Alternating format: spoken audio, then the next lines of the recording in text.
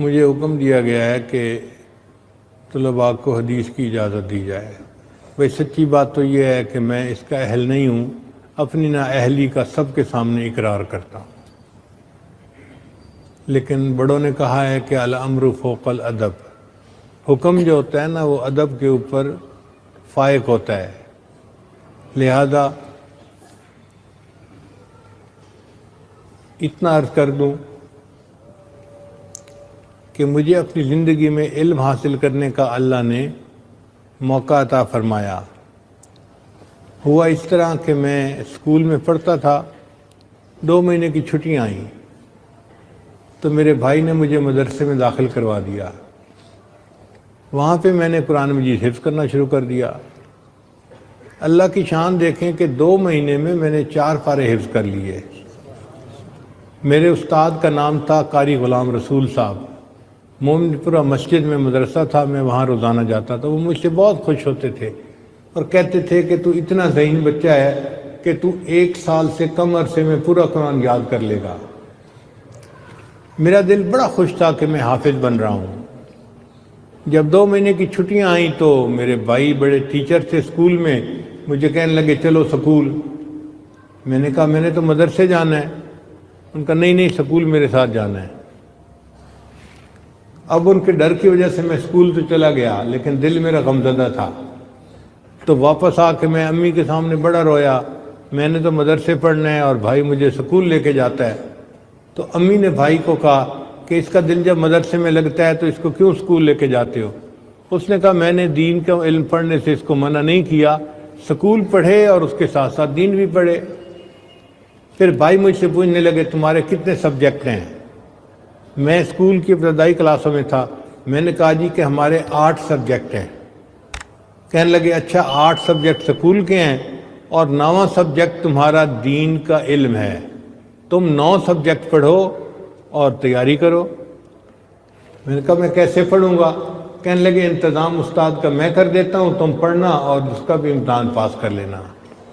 چنانچہ ہمارے شہر میں ایک بڑے مفتی تھے، حضرت مفتی ولی اللہ ان کا نام تھا، مفتی اعظم جھنگ ان کو کہا جاتا تھا۔ وہ بھائی کے دوست تھے۔ ان کو میرے بھائی نے کہا کہ میرے بھائی کو دین کا علم پڑھنے کا شوق ہے تو آپ اس کو شام کے وقت 2-3 گھنٹے دین پڑھا دیا کریں۔ ان کا بہت اچھا، انہوں نے مجھے فارسی سے سبق شروع کروایا، پند نامہ سے انہوں نے شروع کروایا، اور مجھے لگتا ہے کہ پند نامہ پڑھا کر انہوں نے مجھے آدھے سے زیادہ تصوف اس عمر میں سکھا دیا تھا۔ پھر انہوں نے مجھے گلستان پڑھائی، بوستان پڑھائی، پھر صرف ناو شروع کروائی تو مالا بدھا میں انہوں نے بھی پڑھائی۔ شرح میات عامل تک میں نے پوری کتابیں ان مفتی صاحب سے پڑھی تھیں۔ پھر اس دوران مجھے یونیورسٹی جانا پڑا تو میرا جو تعلیمی سلسلہ تھا وہ پھر منقطع ہو گیا۔ یونیورسٹی میں داخلہ لینے کے بعد دل میں ایک شوق تو تھا ہی صحیح کہ میں نے کتابوں کو جاری رکھنا ہے، تو میں نے یونیورسٹی کے قریب لاہور میں پتہ کیا کہ کوئی مدرسہ ہو، تو وہاں ایک محلہ ہے بیگم پورہ، یونیورسٹی کی بالکل دیوار کے ساتھ ہے، وہاں پہ ایک مدرسہ تھا۔ میں اس مدرسے میں گیا تو چترال کے علماء تھے جو شیخ الحدیث تھے اور وہاں پر محتمم تھے۔ میں نے انہیں کہا جی کہ میں یونیورسٹی کا طالب علم ہوں مگر مجھے دین پڑھنے کا شوق ہے، تو اپنے شہر میں تو میں استاد سے پڑھ لیتا تھا، یہاں میرا کوئی واقف نہیں ہے، میں شام کو آ جایا کروں گا، آپ اپنے مدرسے کے استادوں کو کہہ دیں کہ وہ مجھے سبق پڑھا دیا کریں۔ وہ بڑے خوش ہو گئے۔ ان کے لیے یہ ایک عجوبہ تھا 1971 میں کہ ایک یونیورسٹی کا لڑکا مدرسے میں پڑھنے کے لیے آ رہا ہے۔ تو میں ہر روز شام کو 3-4 گھنٹے کے لیے چلا جاتا تھا اور مختلف استادوں سے مختلف کتابیں پڑھتا تھا۔ جماعت میں بیٹھ کر پڑھنے کا موقع تو نہ ملا لیکن استادوں سے کتابیں پڑھی، یہ پکی بات ہے۔ اللہ کی شان دیکھیں کہ جب مدرسے کے امتحان ہوئے تو میں نے اپنے استاد سے پوچھا کہ استاد جی میں نے سنا ہے کہ وفاق المدارس کے امتحانات ہوتے ہیں، میں یونیورسٹی میں فرسٹ آنے والا لڑکا ہوں، تو اگر آپ اجازت دیں تو میں بھی امتحان دے کے پاس ہو جاؤں۔ وہ مجھے کہنے لگے کہ ہم نے بھی کوئی امتحان پاس نہیں کیا، استادوں سے پڑھا ہے، تمہیں پرچے کی ضرورت ہے، سند چاہیے، کاغذ کی ضرورت ہے یا علم کی ضرورت ہے؟ ہم نے کہا بھئی علم کی ضرورت تو ہے، لیکن اگر سند ہو جائے تو اور اچھا ہوتا ہے۔ کہنے لگے اچھا مجھے یہ بتاؤ کہ یہ جو وفاق والے ہیں انہوں نے کس وفاق کے تحت امتحان پاس کیا ہے؟ ان کا سوال ایسا تھا کہ واقعی میرے ذہن میں یہ بات آ گئی کہ امتحان پاس کرنا کوئی اتنا اہم نہیں ہے، بس پڑھنا ضروری ہے۔ تو میں اپنے استادوں سے پڑھتا رہا، لیکن میں اس کو کم قسمتی سمجھتا ہوں کہ میں نے وفاق کا امتحان نہ دیا، ورنہ یونیورسٹی میں پڑھنے والا میں بچہ تھا، اگر وفاق کا امتحان اس زمانے سے دینا شروع کرتا تو میں پاس تو ہو ہی جاتا۔ ہوتا وہ ہے جو اللہ کو منظور ہو۔ بہرحال میں نے اپنی کتابیں پڑھیں، پھر مجھے میرے شیخ نے بتایا کہ تمہیں کوئی مسئلہ پوچھنا ہو نا تو جامعہ اشرفیہ میں ایک مفتی ہیں، ان کا نام ہے مفتی جمیل احمد تھانوی۔ یہ وہ استاد تھے جنہوں نے مجھے اکابر علماء دیوبند کی محبت دل میں ڈالی۔ پتلے سے تھے، جب میں پہلے دن ان کو ملنے کے لیے دارالفتاح میں گیا تو مجھے کہنے لگے یہ لڑکے کیوں آئے ہو؟ نہ اپنا وقت ضائع کرنا نہ میرا وقت ضائع کرنا، کام کی بات پوچھو۔ میں نے کہا کہ حضرت میں یونیورسٹی کا طالب علم ہوں، مجھے مسئلے مسائل پوچھنے پڑتے ہیں، آپ اجازت دیں میں آپ کے پاس آ جایا کروں اور مسائل پوچھ لیا کروں۔ کہنے لگے اچھا ٹھیک ہے آ جایا کرو، میں آپ کو 5 منٹ روزانہ دے دیا کروں گا۔ اب میں پہلے دن آیا تو مفتی صاحب نے مجھے 5 منٹ دیے، تو میں نے بیٹھتے ہی ان سے سنتوں کے بارے میں پوچھا۔ میں نے کہا حضرت میرا دل چاہتا ہے میری زندگی کا ہر عمل سنت کے مطابق ہو، تو مجھے بتائیں کھانے کی سنتیں کیا ہوتی ہیں، لباس کی سنتیں کیا ہیں، معاملات کی سنتیں کیا ہیں، میں زندگی پوری سنت کے مطابق گزارنا چاہتا ہوں۔ اب یہ میری بات سن کے مفتی صاحب کا دل باغ باغ ہو گیا، خوش ہو گیا۔ کہنے لگے اچھا پھر میں تمہیں 5 منٹ کی بجائے 15 منٹ دے دیا کروں گا، اور دیکھو تم روزانہ آیا کرو اور دارالفتاح کے اس کونے میں بیٹھ جایا کرو، میں تمہیں دیکھتا رہوں گا، جب میں فارغ ہوں گا تو اپنے پاس بلا لیا کروں گا۔ میں پھر چلا جاتا اور دارالفتاح کے کونے میں جا کے بیٹھ جاتا، مفتی صاحب مجھے دیکھتے، پھر کبھی مجھے اشارہ کرتے آ جاؤ تو میں جاتا، تو مفتی صاحب پھر مجھ سے پوچھتے کیا پوچھنا ہے، میں پوچھتا تو مفتی صاحب پھر مجھے بتاتے سمجھاتے رہتے۔ پھر جو بات کھلی تو الحمدللہ وہ 15 منٹ کے بجائے گھنٹہ 2 گھنٹے پہ بات جا پہنچی۔ الحمدللہ ان مفتی صاحب کی باتوں سے اللہ نے میرے دل میں اکابر علماء دیوبند کی محبت بھی پیدا کی اور علم کی اہمیت اور تقوی کی اہمیت بھی پیدا کی۔ دین کا جو رنگ چڑھانا صحیح وہ اس سے پہلے نہیں چڑھا تھا، ان کی صحبت کی وجہ سے چڑھا۔ خیر بخاری شریف کی جو کتاب ہے وہ میرے استاد نے حضرت مولانا جعفر صاحب، محمد جعفر، وہ حافظ القرآن بھی ہیں، حافظ البخاری بھی ہیں، ان سے میں نے بخاری شریف پڑھی۔ اور ویسے میرے عمومی استاد جو ہیں وہ ہیں حضرت مولانا حبیب اللہ صاحب دامت برکاتہم، وہ اس وقت ہمارے معہد الفقیر کے شیخ الحدیث بھی ہیں، میرے اور میرے بچوں کے وہ استاد بھی ہیں۔ میں نے زندگی میں کوئی مسئلہ بھی پوچھنا ہو تو میں جہاں کہیں بھی دنیا میں ہوں فون کر کے انہی سے پوچھتا ہوں۔ کوئی بیان تیار کرنا ہو تو میں بیان لکھتا ہوں اور لکھ کے ان کو دکھاتا ہوں، اگر وہ کچھ ترمیم تنسیخ کر دیتے ہیں تو بہت اچھا، اگر کہہ دیتے ہیں کہ ٹھیک ہے تو مجھے تسلی ہوتی ہے اب میں جو بات کر رہا ہوں یہ بات ٹھیک کر رہا ہوں۔ تو زندگی کے استاد وہ ہیں۔ الحمدللہ علم کے ساتھ یہ ایک تعلق رہا، اور اللہ نے یہ کتابیں جو درس بخاری تک تھیں یہ ساری پڑھنے کی توفیق عطا فرمائی۔ پھر اس کے بعد 2 مدارس سے مجھے اعزازی سند بھی مل گئی۔ ایک مدرسہ ہے اس کا نام ہے جامعہ رحمانیہ جہانیہ منڈی میں، وہ حضرات محبت کرتے تھے اور اکثر افتتاح بخاری، اختتام بخاری پہ مجھے بلاتے تھے، تو میں بھی ہر سال چلا جاتا تھا، بیان کر کے آتا تھا۔ ایک دن بیان کیا تو محتمم صاحب مجھے کہنے لگے حضرت آپ نے جانا نہیں، ہم نے دستار بندی کروانی ہے۔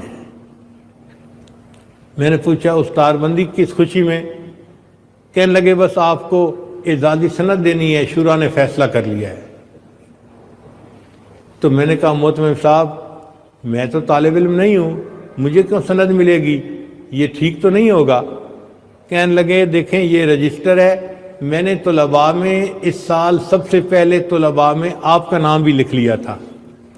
آپ پورا سال تبلیغ کرتے پھرے اور میں آپ کی حاضریاں لگاتا رہا.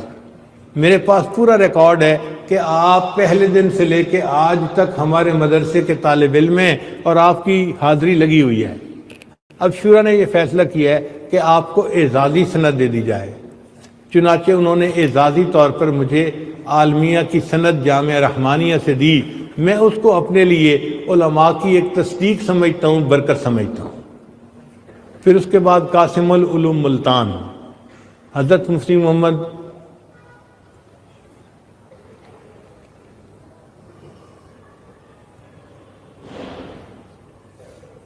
ایک معروف ادارہ ہے, تو اس کے محتمم ایک مرتبہ تشریف لائے. مجھے فرمانے لگے کہ میں نے آپ کے رشیا کے حالات پڑھے ہیں جو آپ نے وہاں جا کے کام کیا, اور میرا دل بڑا خوش ہوا ہے اور میرا دل چاہتا ہے کہ میں آپ کو اپنے جامعہ کی طرف سے اعزازی سند دوں. تو انہوں نے بھی اعزازی سند لکھ کر دی.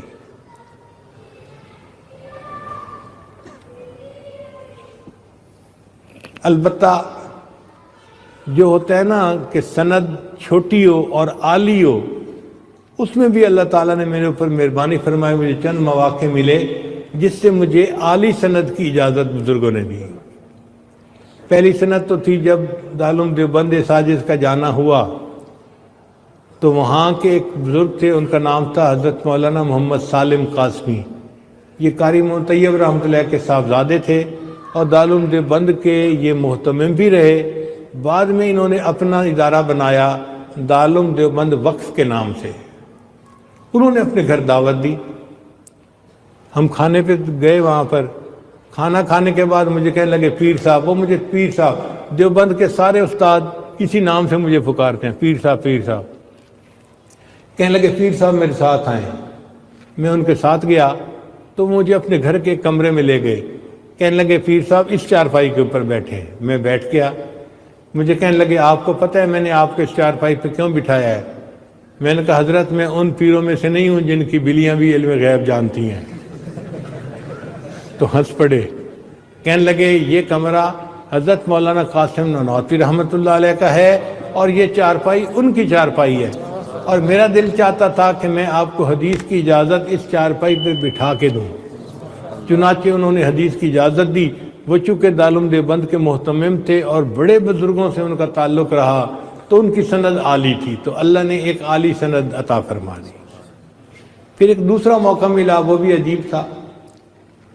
حج کا موقع ہوا تو حج کے بعد ہم کچھ دن حرم کے اندر مقیم تھے. عصر کی نماز میں نے پڑھی تو میں نے دیکھا کہ ایک بزرگ تھے, بہت ہی پتلے دبلے, بالکل ہڈیوں کا ڈھانچہ, یعنی ان کو دیکھ کے نا بندے کو گردان یاد آتی ہے. اختصر یختصر اختصارا فهو مختصر.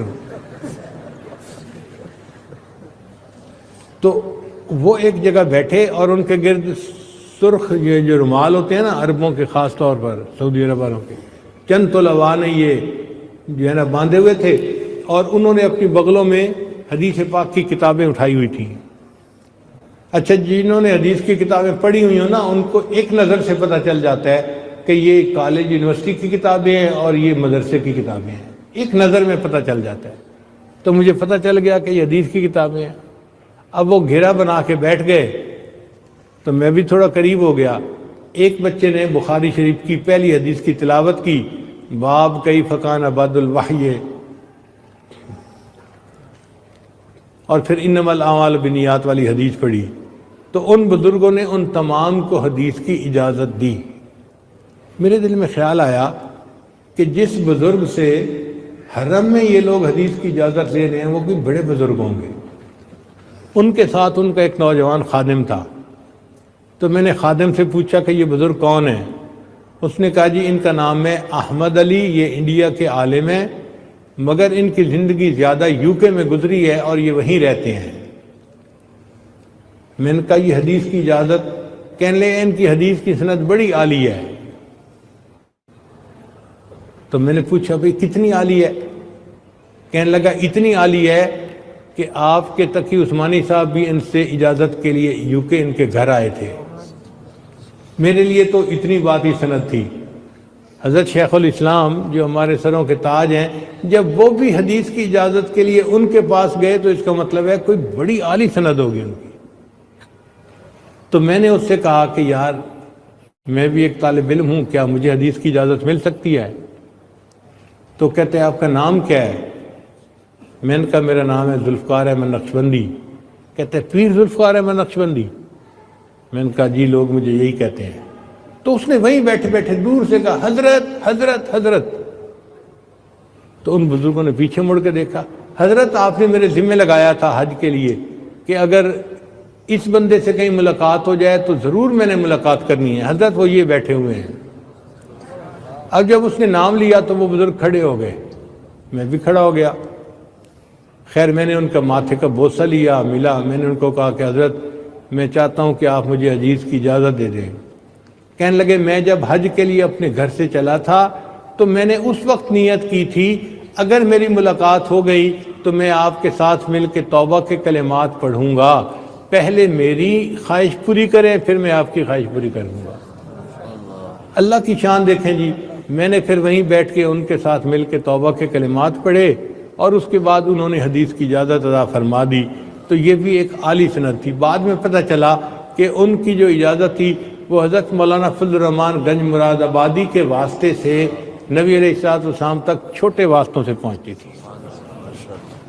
پھر ایک تیسرا موقع اللہ نے عطا فرمایا، ہم لوگ ترکی میں تھے تو ترکی میں ایک بزرگ ہے، ان کا نام ہے حضرت شیخ امین سراج امین سراج۔ وہ علامہ زاہد القوثری رحمۃ اللہ کے آخری شاگرد ہیں دنیا میں۔ علامہ زاہد القوثری رحمۃ اللہ علیہ جو ہیں وہ امام ابو حنیفہ رحمۃ اللہ کے وکیل سمجھے جاتے ہیں۔ انہوں نے احناف کے اوپر جو کتابیں لکھی ہیں وہ بہت ہی عجیب ہیں، پوری دنیا ان کو جانتی، عرب مانتے ہیں اس کو۔ تو ان کے آخری وہ شاگرد ہیں جو زندہ تھے۔ مجھے کسی نے بتایا کہ جی وہ بزرگ زندہ تو ہیں لیکن حکومت ان کے ساتھ لوگوں کو ملنے نہیں دیتی، زیادہ لوگوں کے ملنے سے بیماریاں منتقل ہوتی ہیں۔ حکومت کہتی ہے کہ یہ ہمارے پاس ایک نادر نعمت ہے، ہم نے اس نعمت کی حفاظت کرنی ہے، لہٰذا 4-5 ڈاکٹر جو ہیں ہر وقت ان کے ساتھ رہتے ہیں اور وہ اپنے گھر میں مقیم رہتے ہیں، صرف جمعہ کی نماز کے لیے مسجد میں آتے ہیں، باقی نمازیں گھر پہ شاگردوں کے ساتھ جماعت سے ادا کرتے ہیں۔ اب جمعہ میں 2 دن باقی تھے اور ہم نے وہیں رہنا تھا، تو ہم نے بڑی نفل پڑھ کے دعائیں مانگی کہ یا اللہ آسانی فرما، وہ آ جائیں جمعہ کے لیے اور ہمیں ان سے ملاقات کا موقع مل جائے۔ لوگوں نے کہا کہ وہ آ بھی جاتے ہیں نا، تو حکومت نے مسجد میں ان کے لیے شیشے کا کمرہ بنایا ہوا ہے، وہ آ کے شیشے کے کمرے میں نماز پڑھتے ہیں، یعنی صفوں کا اتصال ہو جاتا ہے، لوگ ان کو دیکھ تو لیتے ہیں مگر ان سے مل نہیں سکتے۔ خیر ہم نے جمعہ کی نماز پڑھی، جمعہ کی نماز پڑھنے کے بعد میں ان کے کمرے کی طرف گیا تو ان کا خادم کمرے سے نکل رہا تھا۔ میں نے اسے کہا کہ میں پاکستان سے آیا ہوں اور میں حضرت سے حدیث کی اجازت لینا چاہتا ہوں۔ اس نے پوچھا نام کیا ہے؟ میں نے کہا ذوالفقار احمد نقشبندی۔ تو اس نے حضرت کو جا کے بتایا کہ جی پاکستان سے ایک عالم آئے ہیں اور ان کا نام ہے ذوالفقار احمد نقشبندی۔ وہ فرمانے لگے ہاں یہ نام تو میں نے پہلے بھی سنا ہوا ہے کہ روحانیت مشائخ کی دنیا میں یہ بھی ایک نام ہے، اور میں بھی چاہتا تھا کہ میری ملاقات ہوتی تو میری ملاقات کرواؤ۔ اب وہ حضرت اندر سے کمرے سے باہر نکلنے کے لیے آ رہے ہیں اور میں باہر سے جا رہا ہوں ان سے ملنے کے لیے۔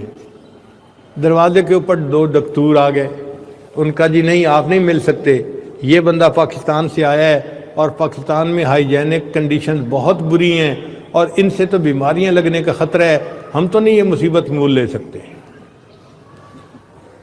تو انہوں نے کہا کہ بھائی میں بھی چاہتا ہوں کہ میں ان سے ملوں، تو مجھے کیوں روک رہے ہو؟ ان کا جی بیماری لگنے کا ڈر ہے۔ تو پھر شیخ امین سراج نے ان سے کہا کہ دیکھو بھائی اگر ان کے ساتھ ملنے سے مجھے کل کی جگہ آج موت آ سکتی ہے تو میں مرنے کو تیار ہوں۔